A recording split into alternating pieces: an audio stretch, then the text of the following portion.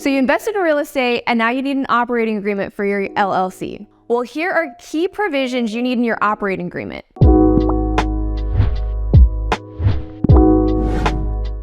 Let's start off by mentioning that the IRS actually looks at these provisions, and if you don't have them in your operating agreement, you could end up paying a lot more taxes than you actually need to. An LLC is a legal entity, but not a tax entity. Notice that there's a difference between the two. A legal entity refers to an entity recognized by state law, while a tax entity refers to an entity recognized by the IRS. LLCs are taxed either as a partnership, a corporation, or a disregarded entity. The default tax entity for LLCs with multiple owners is a partnership.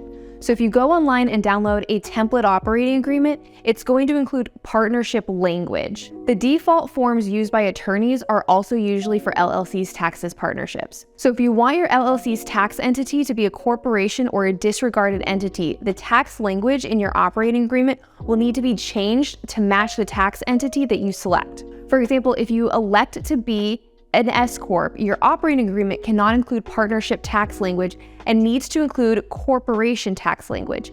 In fact, partnership tax language can terminate your S Corp election because partnership tax language permits distributions that are not allowed for S Corps. So this is a section of your operating agreement that you need to pay close attention to. Since the majority of real estate LLCs are partnerships, let's talk about the key provision you should be looking out for. In your operating agreement, the members can be personally liable or have limited liability in the event the partnership fails and has debts it needs to pay. The preference for members, of course, is going to be to have limited liability, but this comes with important tax consequences that you need to make note of.